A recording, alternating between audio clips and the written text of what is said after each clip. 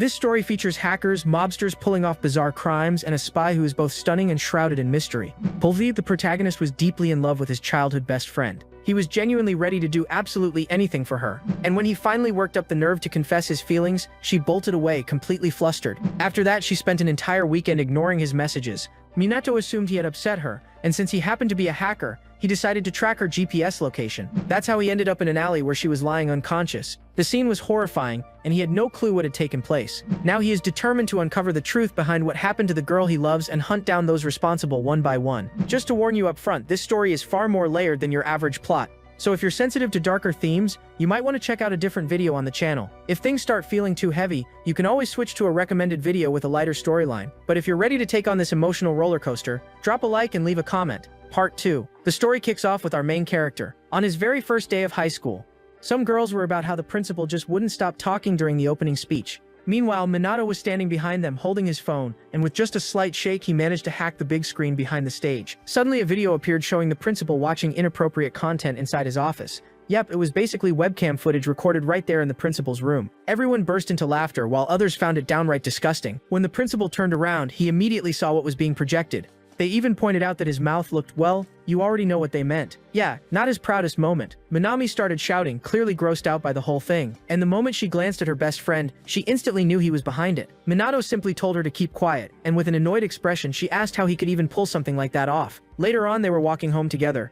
Minami mentioned that he would probably get expelled because of what he did, but Minato confidently replied that he would never get caught since he was an elite hacker. He explained that he had integrated a gyroscope into his app, allowing him to hack systems just by shaking his phone. He also argued that the principal deserved it for watching that kind of content at school.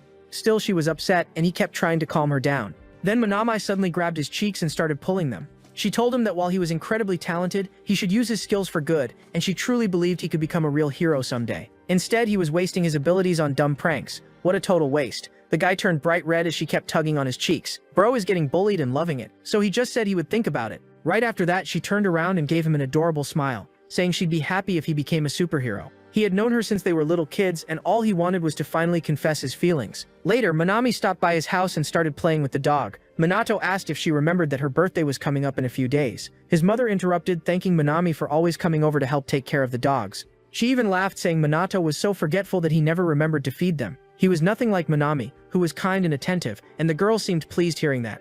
His mother even added that if it weren't for Minami being his friend, he probably wouldn't have any friends at all. With a mom like that, who needs enemies? She absolutely destroyed him. While walking the dog, Minami commented on how amazing Minato's mom was. Meanwhile, he kept staring at her, searching for the perfect moment to confess. She turned back and noticed he was completely distracted. Then she attached a pendant to the dog's collar, revealing it had the initial of her name. She hugged the puppy, saying it looked incredibly cute. Joking around, she mentioned that the pendant carried both her initial and his, and then handed Minato another one with the letter M. She suggested he could attach it to his phone, just like she did with hers. At that point, he was completely smitten, because that was basically a couple's charm. Yeah, my guy already planned the wedding in his head. She even asked to borrow his phone so she could attach the charm for him. Minami said she had seen that pendant being used by a famous K-pop singer. Once she finished, Minato accidentally blurted out loud that this was the perfect moment to confess. Hearing that, Minami was caught off guard, since he had said it out loud without realizing. He then asked why she was making that face. At that moment, Minato froze, realizing he had actually said those words out loud. He quickly stood up, repeatedly apologizing. Minami was just as shocked, guys. She definitely hadn't seen that coming. Little by little, she stepped back in disbelief, then said she needed to go home because something important had come up. This dude waited for years to confess, only to fumble it in the worst way possible. Truly a legendary choke. Later on, he sent her countless messages, but Minami didn't reply. He even started thinking that maybe she was upset with him. She's obviously avoiding me, the boy kept telling himself. He tried calling her multiple times, but she never picked up. Then suddenly someone else answered, saying that the phone belonged to a girl named Minami. He couldn't understand why a stranger had her phone. And just like that, the person on the other end explained everything, leaving him completely frozen. Later, Minato rushed to the hospital. There, Minami was admitted in critical condition. Minato just sat there, completely expressionless. After all, the girl he had always loved was now in a coma. Behind him stood two investigators. The woman thanked Minato for coming, explaining that Minami had been hospitalized for 2 days, and they hadn't been able to identify her. Furious, he demanded to know what had happened. The female investigator said she would explain everything in detail once the family arrived, but the man beside her jumped in, saying they had found her unconscious in an alley. The woman turned to him, trying to stop him, but he insisted it was fine to share. He added that Minato seemed to be her childhood friend, though they needed to be careful about revealing confidential information. She had been left unconscious near a garbage collection area all night long, and if they had found her any later, it might have been too late. Judging by the state of her clothes and the marks on her body, it was clear she had been through something horrific. You already know where this is going. After hearing the details, the boy broke down in tears, and the investigator mentioned that the culprit was most likely a hacker. That immediately caught Minato's attention. The investigator explained that recently there had been multiple cases of hackers breaking into women's phones and blackmailing them into committing crimes. Apparently they were even live streaming these girls, and you can probably guess what kind of content those streams involved. The detective admitted he hadn't personally seen the broadcasts, but believed they were hosted somewhere on the dark web. All they knew was that the victims were left injured and bearing marks from restraints. Just like Minami, the female investigator told him to stop talking, and he apologized, admitting he had been insensitive and scratching his head as he said he was just venting. But our protagonist brought up his friend's phone. He wanted to know where her device was. Suspicious, the detective asked why. The boy said he wanted to find out what she had been doing the night she disappeared. The female investigator let out a small laugh, saying the kid was sharp. However, that kind of investigation was police work, and they were already examining the phone. But the boy argued that if the forensic process wasn't handled properly, the data could be erased. That's why it was essential to follow the golden rule and create a backup first. The investigators were highly trained. Minato assumed they had already made that backup and even asked if he could check it. With an awkward laugh, the woman said he really was clever, but they apologized, explaining they couldn't share police evidence with a civilian. Frustrated, he asked what he was supposed to do, just sit there with his arms crossed and do nothing? At that moment, he received a notification on his phone and mentioned that her parents had arrived at the hospital, so he was going down to meet them. The two investigators commented on how curious the boy was, and the woman noted that Minato seemed very responsible, but the man couldn't help feeling suspicious of him, especially since the main suspects were hackers. That night when he got home, he tried to hack into Minami's phone. Since they had connected to the same Wi-Fi before, he was able to attempt access. He adjusted some settings, but the connection was denied because the device was turned off. Even hackers are powerless against a dead battery. The scene then shifts to a flashback from several years ago, where she asks if it's true that someone called Perfect Number had hacked all those computers. Minato was the #1 fan of this hacker known as Perfect Number, but Minami brushed it off, saying it sounded like nothing more than an exaggerated rumor. However, Minato got irritated, insisting it was real, and saying that one day he would ask Perfect Number to teach him how to become a hacker on that level. Minami replied that the guy had already been dead for 14 years, but Minato refused to believe it. Just to clarify, they hadn't even properly explained what this hacker had done to become so famous, but everything related to Perfect Number was surrounded by mystery. The only confirmed detail was that he was Japanese. Minami asked if her friend truly admired that guy, and the boy nodded without hesitation. He proudly claimed to be that hacker's biggest fan, and pointed out that the man had died exactly 14 years ago, the same year they were born. Because of that, Minami teased him, joking that maybe he was the hacker's reincarnation. Fast forward to the present, and he was in his room crying. He felt like he hadn't been strong enough to protect her. The scene cuts back to the hospital. The doctors had conducted toxicology tests, but every result came back negative. The girl's mother was in tears, since more than a week had passed, and her daughter still hadn't woken up. The doctor admitted that the situation was extremely unusual. Her blood pressure was stable, and there were no signs of brain trauma. If they could at least figure out what had happened to Minami that day, they might be able to administer something to wake her from the coma. But as more time passed, the chances of her regaining consciousness kept decreasing.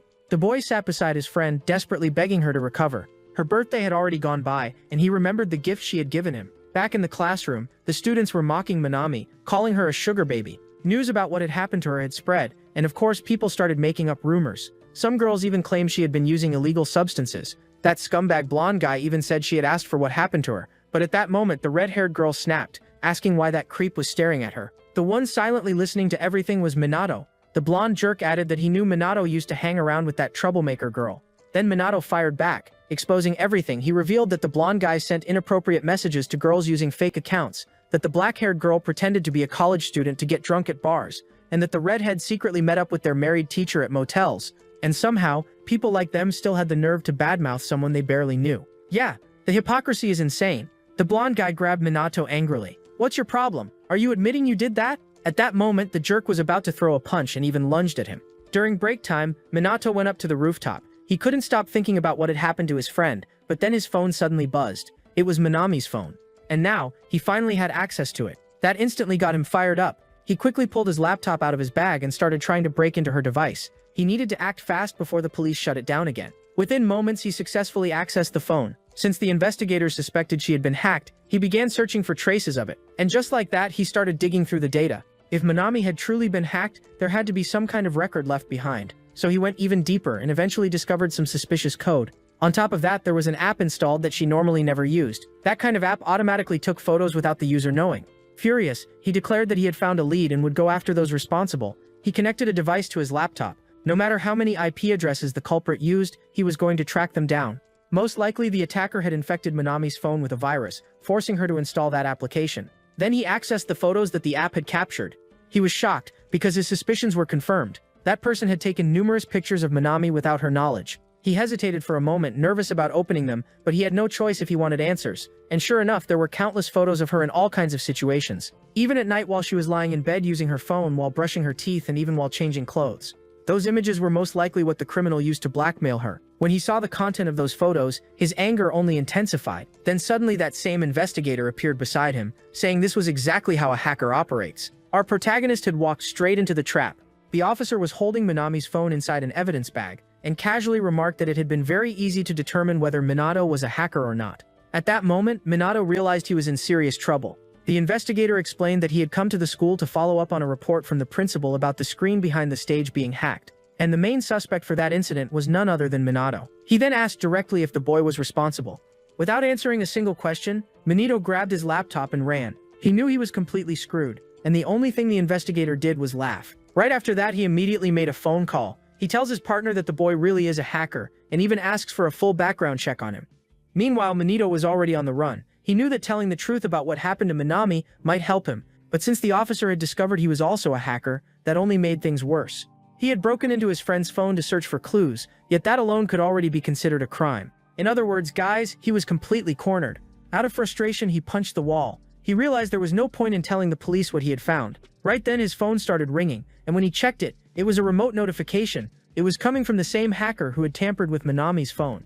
Mafia-level criminals. They weren't reaching out intentionally, guys. It was more like an accidental signal leak, and Minato quickly noticed that these people weren't as good at hiding as they thought. The criminals were located in a central part of the city, and outside there was a highly advanced car. Our protagonist made his way there and realized it was actually a nightclub. He sat outside, leaning his back against the vehicle. Inside, they were getting ready to start a live stream. They even began checking if the cameras and microphones were working. From outside, Minato was monitoring everything and even managed to intercept their signal. A countdown began, and he was instantly stunned. Inside, there was a woman chained up, and those scumbags announced that the show was about to begin, calling it a masquerade ball. The moment he saw the woman restrained, his anger started boiling. Minato even grabbed his phone, thinking he should call the detectives. During the broadcast, they introduced a so-called special item. They called it the Pearl Mirror, and it was nothing more than a pill. This miracle drug would supposedly make the victim obey any command, and Minato overheard them saying it couldn't be detected by any toxicology test. That's when he remembered what had happened to his friend. The doctor had said it was strange that she hadn't woken up,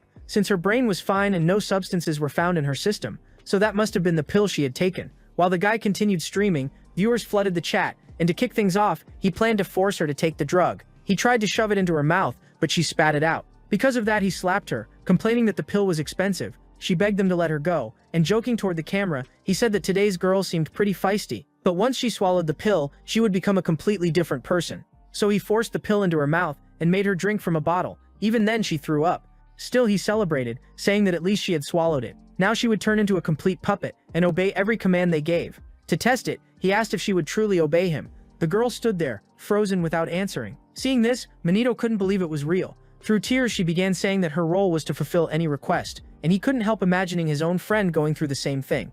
Outside, he kept watching that disturbing live stream. Furious, he swore he would make every one of them pay. He checked inside the car and noticed expensive filming equipment, and also spotted a fire exit at the top of the building where the stream was being filmed. He could use that entrance to get inside. He even found an online listing for the place and managed to view the building's layout. He knew he couldn't just stand there waiting for the police while a victim was still inside, so all he needed to do was lure them outside. Of course, he was terrified, but he couldn't sit back and watch another girl suffer the same fate as his friend. And just like that, he managed to hack into the electric car, guys. On top of that, he disabled the entire building's security system. Now that he had control of both the car and the building, he was ready to execute his plan. He put on his jacket. With everything prepared, he declared that he would save that girl. He needed to steady his breathing. It was time to rescue her. He shook his phone, unlocking the door. With ease, he entered the building. While inside, the masked man kept announcing that the party was only getting started. The girl had become completely obedient, and now it was time for the clients, the viewers, to place bids and request the most extreme actions. So they were told to start sending money. He grabbed the phone to read the comments, and the chat was filled with disturbing messages. To fulfill one of the requests, they removed her restraints. She collapsed to the floor, and that creep laughed, saying this next request was going to be very entertaining. Then they ordered the girl to do something specific, and she immediately began to obey. And just as she was about to fully comply with it, they suddenly heard a noise coming from outside. Of course, those idiots froze in shock, asking what that loud sound was. When they checked the security cameras, they realized someone had tried to steal the car and ended up crashing it into the wall by accident. The car had been reversing, and the Mohawk guy immediately ran off, shouting for them to pause the broadcast for a moment because his car was being stolen. So everyone rushed outside saying they were going to stop the thief. Meanwhile, the boy was hiding upstairs. 5 of them had already gone outside, and using his phone, he was managing to control the car while also watching them through the security cameras. As soon as he noticed the guy standing in front of the vehicle, he stepped on the gas. Those idiots started yelling at the thief to stop and not take the car away. They even began pounding on the windows, but it was useless. Our hero kept accelerating, and as a result, he ran over one of the mafiosos. Yeah, that definitely ruined his day. They immediately started cursing at the supposed thief inside the car. Little did they know, there was no one inside at all. Meanwhile, the protagonist kept controlling the car and tried to run over the other mafiosos as well. He figured that was enough for now, since his goal was only to use the car as a distraction. He kept accelerating, and some of them even commented that whoever was inside must be completely insane. At that point, the car was already totally wrecked, and that spiky-haired mafiosi started shouting for everyone to get back inside. Then he pulled out a gun. Inside, the guy with the beanie was still checking everything on the security cameras, but he noticed that one of them began to go dark. He even asked what the hell was going on. More cameras started shutting off until eventually all of them went black, and right behind that mafioso was Manito, who struck him with a fire extinguisher. Clean hit, no respawn. Now he finally had the chance to save that girl. He was breathing heavily, and when he looked at her, she seemed almost unconscious. He approached her and said he had come to rescue her, but it was no use. She had completely lost her mind. He knew he had to act fast and take her upstairs, but something caught his attention. It was that exact pill, the Pearl Mirror. If he took that pill with him, maybe he could find a cure for his friend. So he reached out to grab it. But at that moment, the girl grabbed him. She started muttering some slurred words. He realized she was saying that her role was to fulfill requests. He told her to get off him, or he would lose the pill. But she kept trying to climb on top of him, until she suddenly grabbed his face. She said she would do anything he asked, and she spoke in a soft, almost gentle voice, but he pushed her away, telling her to get a hold of herself. She fell hard to the other side. Time was running out fast, and he needed to retrieve that medicine. But when he looked at the puddle of water, the pill was gone. He started searching everywhere while the girl kept repeating that she would fulfill all his requests. The shameless guy couldn't help but stare at her. Yeah, not exactly the time, but here we are. And when I say he stared, I'm not exaggerating. The kid was completely mesmerized, but he had to snap out of it and told her to calm down. Outside, the mafiosos were injured because of the out-of-control car. They asked if the boss was okay, and even said they should break the window and pull the driver out. One of them started hitting the car, and another mafioso walked over, telling everyone to move aside. When he looked inside, he realized there was no one there. Because of that, he shouted that it was a decoy and they needed to get back inside. However, the door was locked. That's when they realized they had fallen into a trap. Classic. The guy started cursing, saying there had to be someone inside. Meanwhile, the boy held the girl tightly and said he wanted to make a request. He asked her to escape with him. If she could grant any wish, then this one should work. But she didn't seem to understand. Right after that, she suddenly looked scared, and then she started screaming. He tried to calm her down, asking her to listen to him. He had only broken into this place to save her, but it wasn't working. So he took off his jacket and handed it to her. Little by little, she began to calm down, and he told her his name was Manito. He said he had a childhood friend named Manami. His friend had been unconscious for a week without waking up, and he had been investigating to find out what happened to her. And when he saw that this girl was going through the same thing, he had no choice but to break in and save her. He firmly grabbed her arm, saying he was only there to protect her. He asked her to cooperate because he just wanted to help. He even said he would never forgive those mafiosos and that he wouldn't let her suffer the same fate as his friend. That's why he needed her to trust him. He said all of this with strong determination. The girl didn't respond, and then started crying. She stammered that she would trust him and that they would escape together. The boy stood up and reached out his hand. Outside, the mafiosos were trying to enter the password to open the door, but it wasn't working. So their boss fired his gun. Now that the door was damaged, they could finally get in. The boss even ordered them not to let those intruders leave alive. Meanwhile, the two of them were trying to make their way upstairs. The boy heard the gunshot, and when he turned around, he realized the pill was gone. He could have spent more time searching for that medicine, but he chose to prioritize saving the girl. But right then, the large screen suddenly flickered back on. He glanced at it to understand what was happening, and at that moment, he saw footage of his friend. Manami appeared in those recordings, desperately begging to be set free. She had already taken 3 pills, yet she still refused to follow their commands. Seeing that footage made his anger boil over. The girl kept pleading for them to release her, and instead of escaping, Minato remained there, watching that horrifying video. The criminals mocked her while she cried in despair. They were curious to see how many pills she could endure. The boy collapsed onto the ground. Watching it was unbearable, yet he couldn't look away. She hadn't taken just 3 pills, but countless ones. Yeah, they really went overboard. That was the reason she ended up in that vegetative state. The man said he would let her go if she revealed who she was in love with. and poor Manito was forced to witness all of it. The mafioso insisted that if she loudly said the name of the person she loved, they would free her. The boy watched anxiously, and then she shouted to the cameras that she loved her friend Manito and wanted to spend her life with him. At that moment, he couldn't hold back his tears. Meanwhile, the mafioso mocked her again, saying he would test yet another pill. Faced with such cruelty, Minato's rage exploded, and he slammed his fist against the ground. The man even sneered, saying that since he was Minato, she should obey him. The protagonist's anger grew so intense that he started shouting, and right behind him stood a mafioso, pointing a gun at his head. The man asked if this young man was Minato, and commented that the girl had been pure and gentle. But in the end, she turned out to be incredibly strong. She only resisted like that because she wanted to save herself for him, since she loved him. He even added that no matter how many pills she took, she never obeyed. At that instant, Minato lunged at the criminal and slammed him to the ground. He grabbed that bastard tightly by the neck and demanded how he could do something like that to an innocent girl. He was worse than a demon. However, one of the mafiosos struck him with a kick to the face. The boy fell to the ground, and right after that, he grabbed his phone.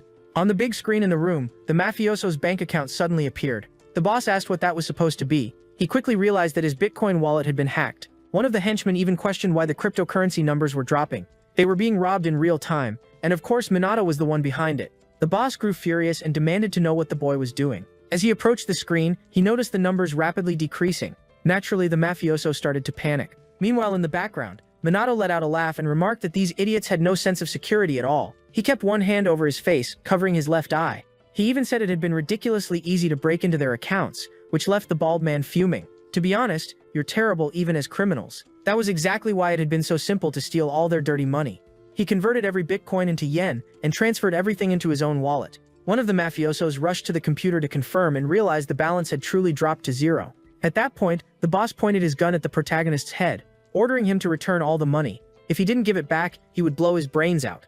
The protagonist, still covering his eye, asked if he really had the nerve to pull the trigger, since if he died, the money would be gone forever. Besides, keeping that money wasn't even enough to count as proper revenge. But the bald man replied that the money didn't belong to him, but to his superior. That's when the hero realized there was someone above them. The bald man kept threatening Minato, and with a serious expression, Minato thought that only a few more seconds were needed.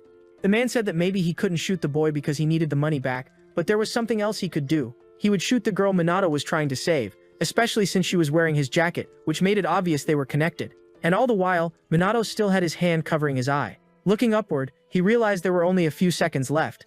Then he told the man that if he wanted, he could go ahead and shoot the girl, since protecting his own life was obviously more important than saving her. But the mafioso replied that there was nowhere for the boy to run, and that no matter what, he was finished. Minato then revealed that there was a reason he had kept one eye closed, and at that moment he shook his phone, causing all the lights in the area to shut off. He also triggered the fire alarm, and water began pouring throughout the entire place. But he had set the water pressure to the maximum. Since he had kept one eye covered, it had already adjusted to the darkness, allowing him to see clearly. This was the perfect chance to escape, especially since the water was coming down like a full-on waterfall. Yea, indoor waterfall, not exactly part of the decor. So he started running, searching for the girl. Within moments, he reached her. Right after that, he grabbed her tightly and whispered in her ear that they needed to leave immediately, reminding her that he had promised to protect her. Without wasting time, he pulled her along with him. They needed to head up the stairs to reach the upper floor, taking advantage of the darkness. The water kept crashing down over the mafiosos, but suddenly it stopped, and the lights came back on without warning. That definitely wasn't part of the plan, and the mafioso immediately aimed his gun at the hero. At that instant, the woman shoved the boy aside, protecting him. As he hit the ground, he wondered what was happening. The girl had fallen on top of him. For a moment, he thought she had been shot. Then the mafioso approached and he moved in front of her to stop her from getting kicked. The girl was crying and trembling, and the boy stayed there, acting as a human shield. He kept taking multiple kicks, but he needed to find another opening. When he checked his phone screen, he realized his admin privileges had been revoked.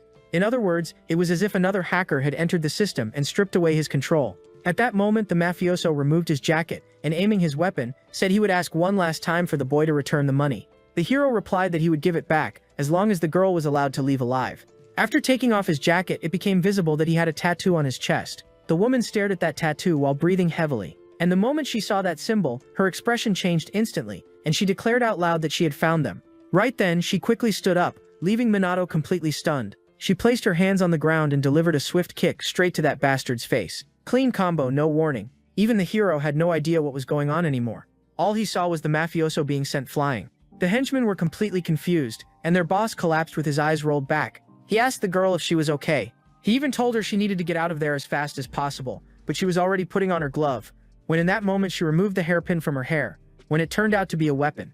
Her long hair fell down to the ground as she took on a strange stance, and when she opened her eyes she looked slightly unhinged.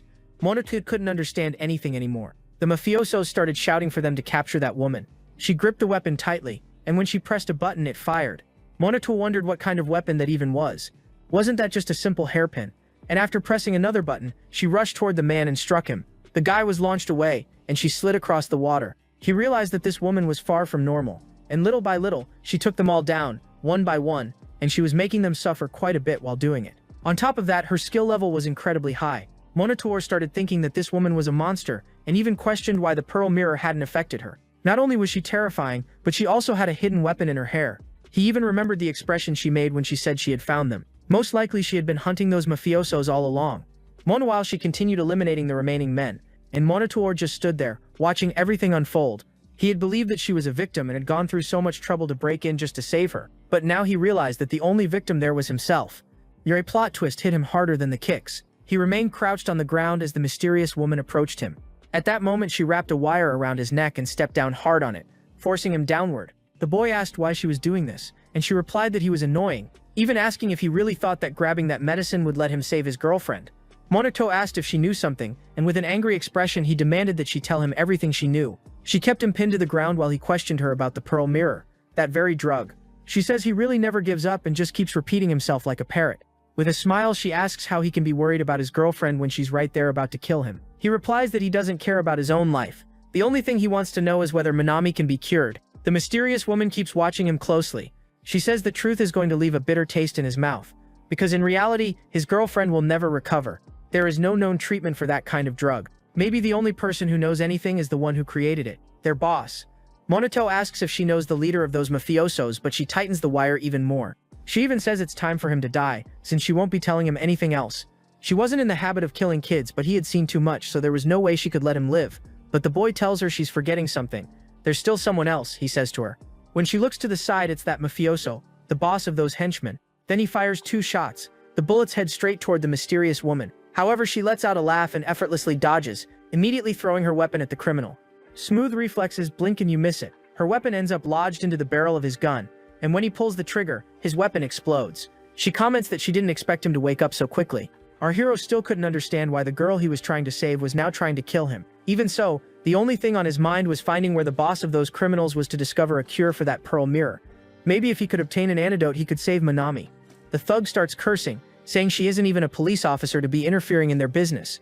At that moment she drives her weapon into the man's hand and tells him to stay quiet because she has some questions. She says she wants to know where his boss is, so he better start talking. At that moment Monatu realizes that she is also after that boss. She opens his shirt to reveal the tattoo.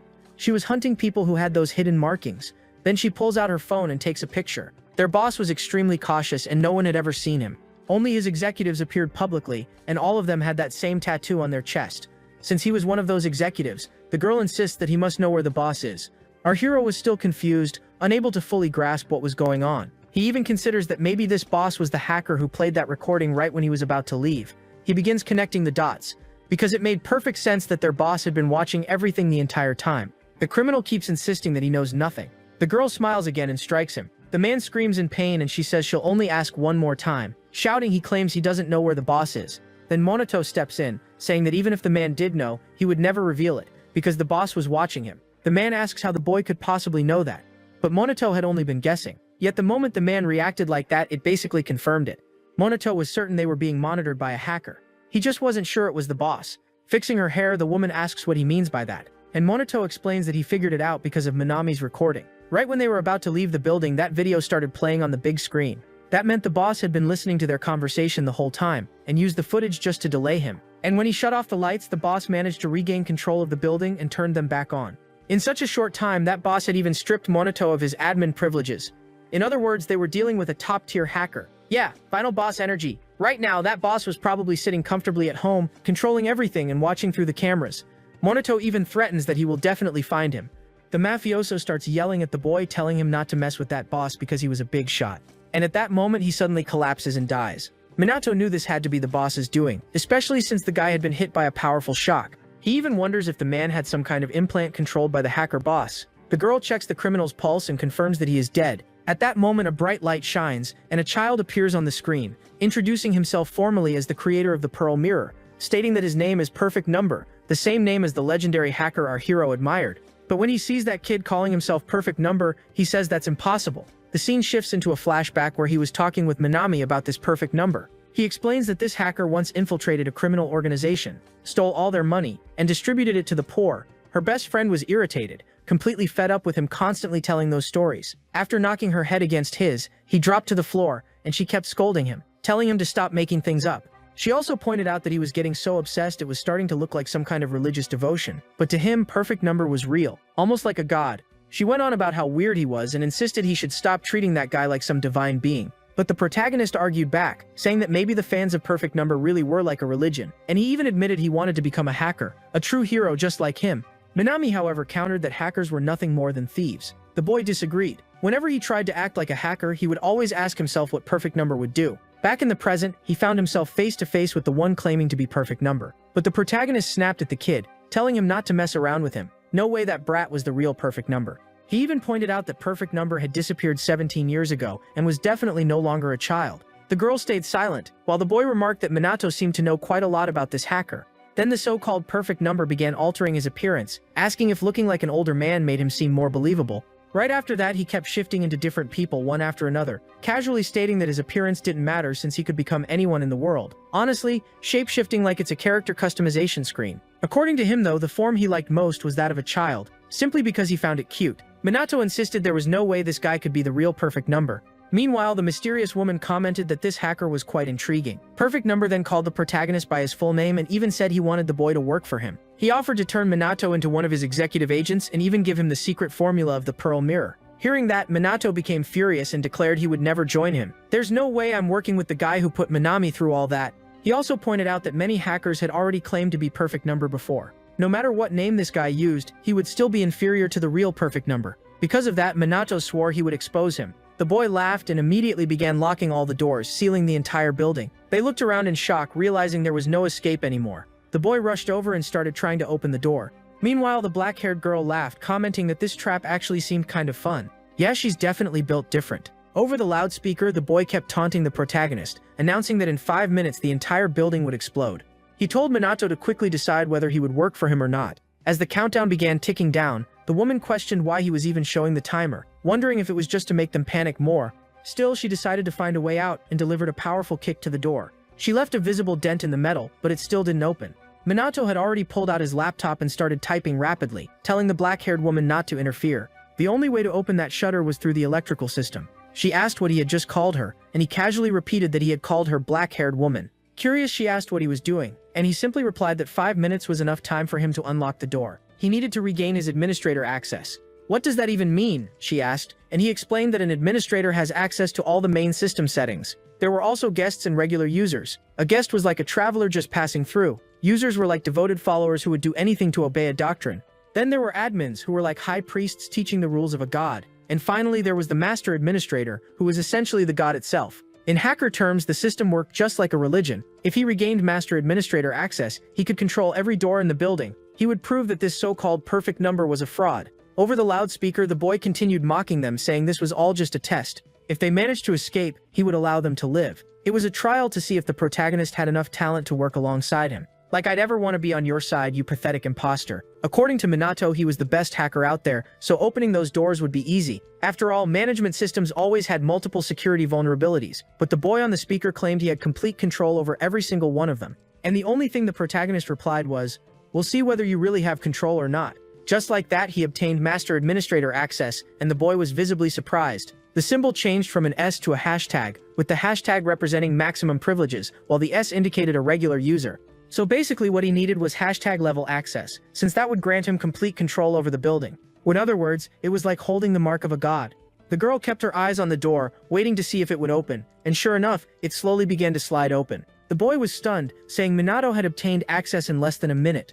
Not even a hint of modesty there. Our protagonist casually said the test was easy, especially since his laptop was connected to the building's network, which made everything even simpler. He even claimed that this fake perfect number had no chance of winning. However, the kid quickly said that Minato was mistaken. At that moment, Minato glanced at his laptop and froze in shock, because his privileges had just been downgraded. And just like that, the door shut again. The girl got irritated, pointing out that it took forever to open the door, but closing it happened instantly. Still working on his laptop, he searched for another way to unlock it. But yeah, nothing worked. It felt like that mysterious kid was a far superior hacker. Honestly, it was like the kid was toying with him for fun. Through the loudspeaker, Perfect Number kept mocking Minato, telling him to keep trying to escape. He even bragged that it only took him 5 seconds to strip Minato of his permissions. With a grin, the boy declared it was impossible for the protagonist to defeat him. Almost 2 minutes had already passed, and Minato began losing his patience. He started typing non-stop, throwing out lines of code, and no matter how many times he tried, the same thing happened. He would gain admin access and start opening the door, only for the other guy to revoke it and shut the door even faster. This cycle went on for several minutes. No matter how many times he opened it, the other guy always closed it. Minato slammed his hand on the table, starting to lose all hope, convinced he might actually die here. Less than 3 minutes remained, and he still couldn't find any vulnerability to override the hacker's control. Over the speaker, the boy kept repeating that all Minato had to do was swear loyalty, and he could walk out alive, but the protagonist refused. There was no way he would side with someone who had hurt Minami. To demonstrate his superiority, Perfect Number started draining all of Minato's cryptocurrency, and within seconds, his balance dropped to 0. He literally had 0 bitcoins left. The shock hit so hard he nearly collapsed. It was the first time he had encountered a hacker on this level. For a moment, he even wondered if this might actually be the real Perfect Number. The boy kept laughing, telling him to make his decision already. Meanwhile, the woman remained completely calm. She even admitted that the kid must be an incredible hacker, possibly the real Perfect Number, but at the same time she said he was extremely annoying. She threw her weapon at a security camera and yanked it down, destroying it, all just to shut him up for a moment. But it didn't work, and he kept joking around, pretending like he had only lost one eye. Still, Minato refused to accept that this was the real Perfect Number. At that moment, the girl punched him straight in the chest. She told him she was getting irritated with him repeating that over and over. This wasn't the time to worry about whether that guy was real or not. He needed to focus on finding a way out of there. He replied that he had already tried everything, but the kid always found a way to stay connected to the building. While pinning him down, she told him to figure something out quickly. That's when something clicked in his mind. The core issue was that the hacker always managed to stay connected to the building. So the simplest solution was to cut off that connection entirely. He asked the black-haired woman for help, saying he needed her assistance to shut down the building's internet, because a hacker without internet and power is basically useless. However, he needed her help to locate where to do it. He wouldn't lose his own connection, since he was linked through cables. So essentially, she needed to find the ONU. She asked if he meant Uno, and he corrected her, saying that was just a card game. The ONU was a device where the optical signal entered. They needed to reach that network hub and destroy it. All external signals passed through that ONU. The internal system would keep running, which was necessary since he still needed it to open the door. Once they cut off the external internet, the boy would lose his connection to the building. She agreed to help and asked where this control point was located. He told her it was in the distribution panel in the hallway on the first floor, though getting there would be difficult. The black-haired girl asked if he was underestimating her abilities, and he denied it, even suggesting she could move through the air ducts. Maybe by crawling through the vents, she could reach the upper floor. She accepted the idea, saying it was their only option. On the screen, the hacker commented that this solution was unexpected. He even remarked that it was a shame he hadn't managed to kill him earlier. Perfect Number added that he had expected a more hacker-like solution. At that moment, Minato remembered something important. The girl simply laughed, saying she would make it there, and immediately used her weapon to break open the vent grate. Then, without hesitation, she jumped inside the ventilation shaft. They only had about a minute and a half left. He was certain that this Perfect Number was not the real one, because of a well-known quote from the hacker. Do not limit yourself to code alone. Explore every environment available. That was precisely why this one couldn't be the original Perfect Number. Meanwhile, the woman began crawling forward. She followed the exact route he had described, and they stayed in contact through an earpiece. After reaching a hallway, she opened a door there and climbed down. However, she soon reported that this door had also been locked. Still, Minato said he had 2 more vulnerabilities he could exploit, and that he would try to open it quickly. She used her phone to send him her current location. She even mentioned that if he could unlock the door fast enough, she would be able to slip through. After typing in the commands, he told her the door was about to open. At that moment, the door started moving. She rushed to get through as fast as possible. She had assumed the electrical distribution panel would be nearby. But when she looked ahead, she was caught off guard. There was yet another door before reaching the system panel she needed. So she had to reach the other side quickly, since the door would soon start closing again. He got frustrated, thinking there was no way she could cross that corridor in time. However, he soon realized how skilled she was, as she took careful aim with her weapon. After firing, she latched onto something and used it to pull herself across. Spider-Man would be proud. He shouted in concern, thinking she might get crushed. At that moment, he lost his administrator access again, and the door instantly shut, but luckily she had already made it through. She let out a relieved sigh, saying it had been a close call. She then asked if he had insulted her earlier when he got mad. After searching around, she finally located the distribution panel. There were several boxes, and he pointed out that the white one was the ONU. To avoid disconnecting every cable, he told her she could just smash it. perfect number then announced that their time was finally up, and even mockingly hoped the boy could still find a way to escape the explosion. She broke the box, cutting off his access. Panicking, Minato rapidly typed commands, and finally the door began opening so they could escape. Only 30 seconds remained, and he grabbed his belongings and started running. But the door suddenly refused to open any further. It was jammed. When he looked up, he realized it was because of the dent the girl had made earlier with her kick. At that moment, panic fully set in as he grabbed the door tightly and tried to force it upward. He shouted with all his strength, but the door wouldn't budge. He needed to lift it just a bit more to reach the handle. Then suddenly, he fell to the ground. From the other side, she had opened the handle and pulled his leg. She asked if he had called her something rude earlier, and he quickly denied it while apologizing. He glanced at his watch and saw that only 5 seconds remained. They rushed up the stairs in desperation until they finally reached the emergency exit door. When they pushed it open, there was only 1 second left. They made it outside just as a massive explosion went off, blasting them away. That was some perfect timing. Literally 1 second left. He got lucky because the woman landed on top of him, cushioning the fall. Still lying on the ground, he asked if she was okay.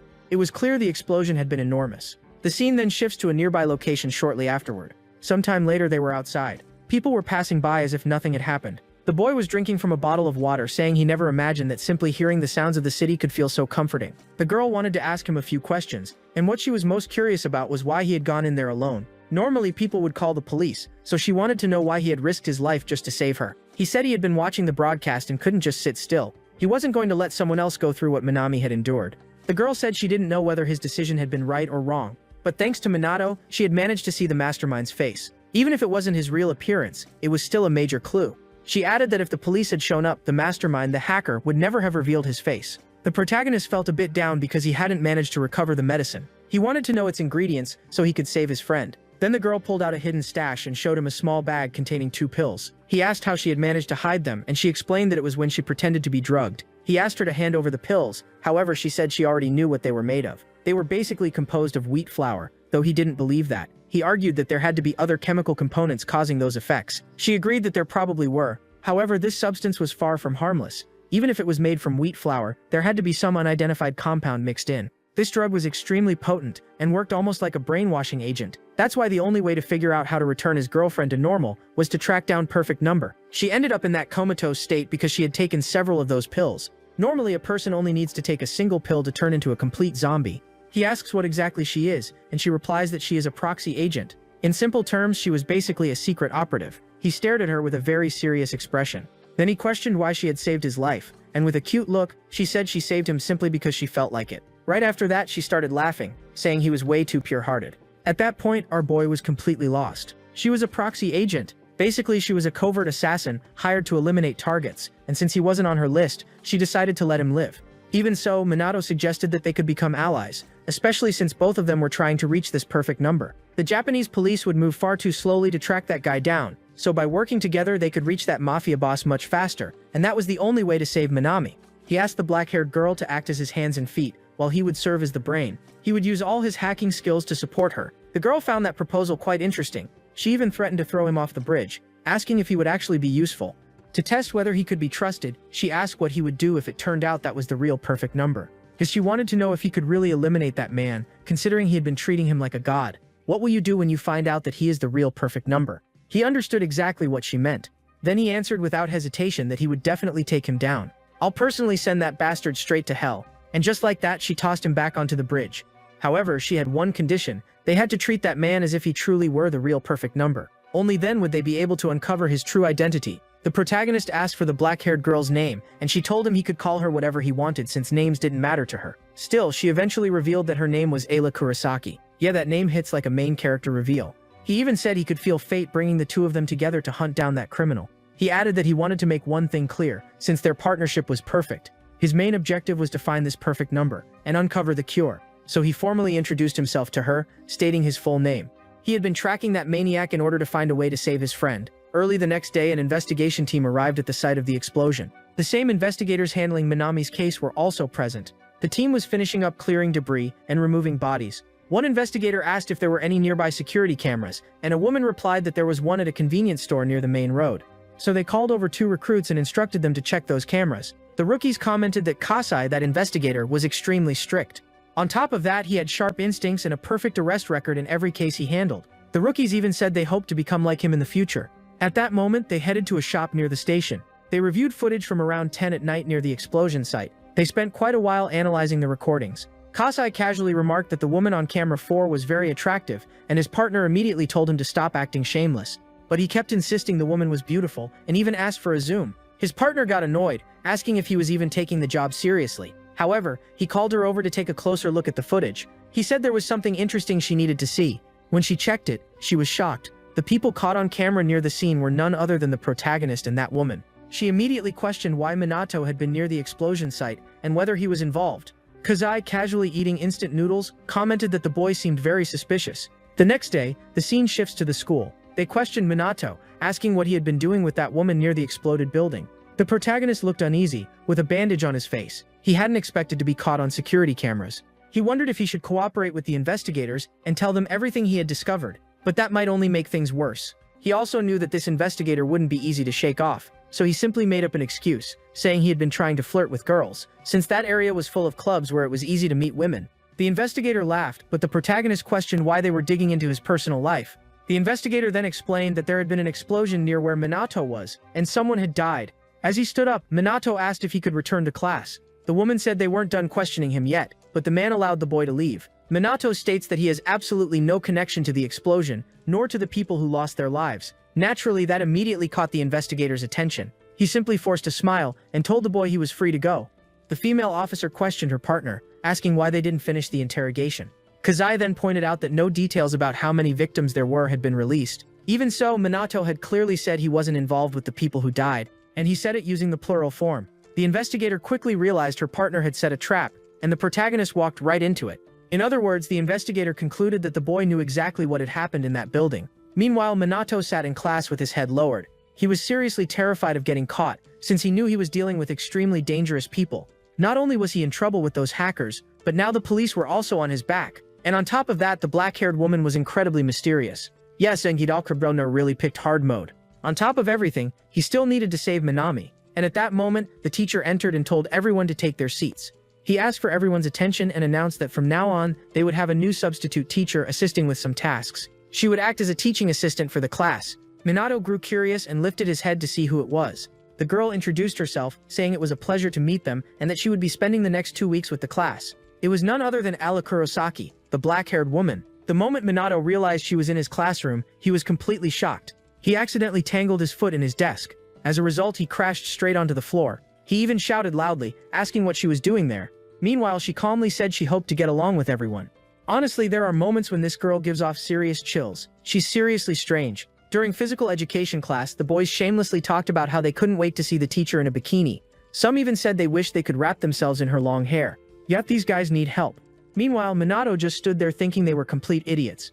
Some of them even started making bets, trying to guess the color of her swimsuit. Minato, however, assumed she wouldn't wear any swimwear at all. But when they stepped outside, there she was, wearing a black bikini. The boys were instantly captivated, and for some reason, Mino felt bothered by it. She explained that the class would be a swimming lesson and asked if they were ready for a survival exercise. The shameless boys immediately started making creepy expressions, thinking all sorts of nonsense. The exercise involved tying them up underwater and leaving only a blade for them to free themselves. The students panicked as they struggled to escape, but of course it was extremely difficult. One of the boys almost managed it, but diving down and grabbing the blade from above was practically impossible. She explained that this was a basic escape exercise and that everyone should know how to do it. But little by little, the boys actually started drowning. Yeah, this escalated fast. Minato shouted, asking if she was trying to kill them. After a few minutes, Minato himself pulled his classmates out of the water. She casually remarked that the boys were too weak, and that even elementary school students should be able to handle that. Walking up to her, he demanded an explanation. He wanted to know why she had come there, and she told him they would talk privately later. He became suspicious. Then she told Minato to tie her up, saying she would demonstrate what a student should do. The shameless boys stared at her, and when they saw Minato tying her up, their faces were filled with shock. Some even started celebrating, calling Minato a god for doing it. Bro became a legend overnight. We then see that our protagonist tied her tightly, with the rope wrapped all around her body. Some of them even started crying, claiming it was the best class of their lives. Right after that, Minato kicked her, sending her straight into the water. He wanted to see if she could really free herself. The boys jumped into the pool, saying the view from below would be even better. Meanwhile, the girls stood there, terrified that the teacher might drown. The red-haired girl commented that this whole class felt extremely strange. Meanwhile, the boys were just enjoying the scene.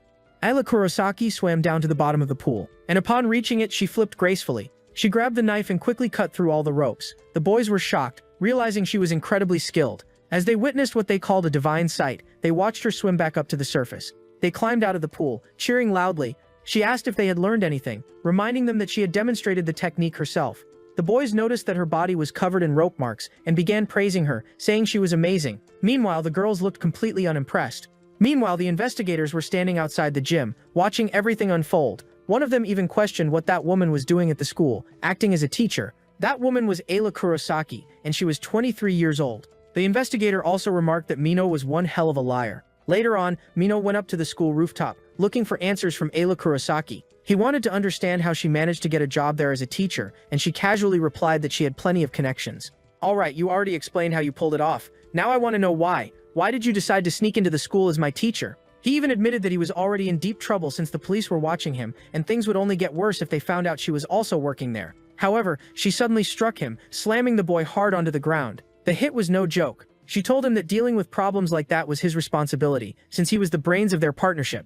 She, on the other hand, specialized in action, so she didn't need to worry about those matters. But he argued that if she kept acting recklessly, there would be nothing he could do to help them. She kept staring at him intensely, and at that moment he noticed someone behind them. It was the red-haired girl. Ayla Kurosaki needed to improvise, since the situation was impossible to explain normally. So she suddenly claimed that the boy had been stalking her. The redhead questioned why the teacher was on top of a student. She even said she found it strange that the door was open, which was why she walked in. Minot had forgotten to lock it, and that's how they got caught in that situation. Then Ayla started saying that the student had been staring at her during swimming class, and later begged to buy her bikini for 100,000 yen. Our hero was about to protest, but she leaned in and whispered for him to play along. The redhead kept staring, and he knew he had to go with it or she would start spreading rumors. So he admitted that yes, he had offered 100,000 yen since it was a very beautiful bikini. The girl looked at him with pure disgust and called him trash. In the end, she just walked away. Clearly annoyed, Minot asked why she had to name such an absurd price for the bikini. He even told his partner that the red-haired girl was secretly involved with one of the teachers. Ayla Kurosaki found the students at that school quite fascinating, especially because many of them had dark secrets. Then she revealed that she infiltrated the school because one of the viewers from that previous incident belonged to the faculty. One of the people who had been sending messages to that criminal was connected to this school. So one way to get closer to the perfect number was to identify who had been invited to that broadcast. The protagonist recalled the investigator mentioning that those broadcasts were streamed and stored on the dark web. Ayla Kurosaki believed that the person involved in the broadcast was just an ordinary guest, but likely one of the higher-ups, and that individual might even be responsible for selecting the girls who went through that process. She even commented that the school was extremely disturbing, and when he hesitated, he angrily asked who it was, saying he wanted to go after that person. However, Ayla explained that they still didn't have solid information to track them down. She said it was probably one of the teachers, someone responsible for turning the girls into food for the broadcast. Yeah, that's beyond messed up. She also mentioned that she recognized Manami. She had been browsing those illegal communities to infiltrate the group, and that was when she came across one of Manami's images. At that moment, she showed it to the protagonist. He looked at the image. It was exactly the same picture that had been taken through the phone virus. Or he asked who had sent that virus to the girl, and she told him to stop yelling since they still didn't know anything for sure. She then asked if there was something in the image that seemed off to him. At that moment, he examined it more carefully. He realized that it was the school's locker room. That meant the person who sent the virus was probably someone very close to the girl. Still at the school, he grew furious, imagining that Manami had been turned into food, or rather content for that live broadcast. So what they needed to do now was figure out where that photo had originated.